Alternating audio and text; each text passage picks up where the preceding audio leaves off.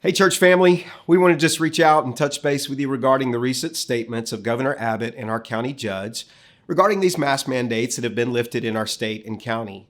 First, let me say, we know that this is such a controversial subject with people of faith who are just all over the place on how they feel about this issue. So we find ourselves again in a tough place, knowing that however we choose to proceed as a church body, that there will be some who might not agree with our position and may even feel uncomfortable. But after prayerful discussion with our elder team and our staff, we've landed at this time with the decision to be a mask-optional campus. Now, many of our leaders, including myself, along with our volunteers that choose to do so, will continue to wear masks while we're in the commons and while we're interacting with people and serving you. And it's just simply as an act of love and humbling ourselves towards those who still may feel led to wear their face coverings at this time.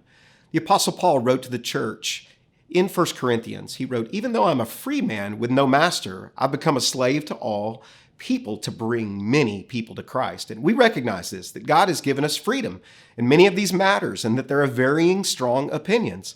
Paul reminds us that as believers, we're called by Christ to let love and humility lead us in our decisions and to always think of others as greater than ourselves. And with that being said, those of you who feel like you should wear masks, you certainly have the freedom to do so.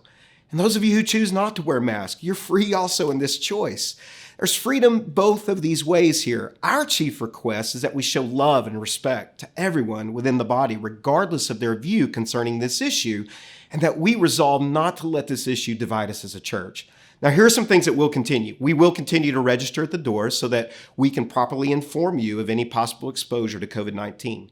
We'll also continue to monitor temperatures as children enter the children's area, and our sanitation team will remain committed in their processes of cleaning between services.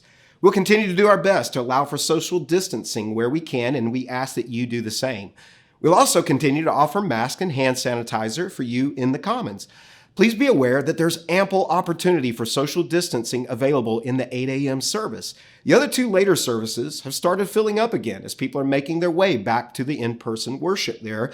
So if you still have concerns, that service is a great one for you to go to that you can attend where there's plenty of space and limited contact.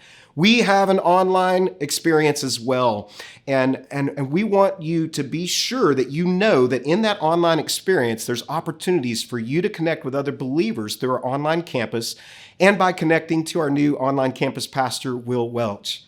Now, these are challenging times for all of us to try to navigate through.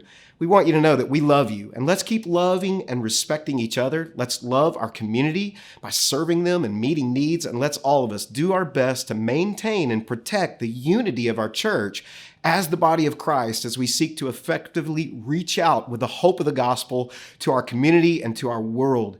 Let's love God, let's love people, and let's develop disciples.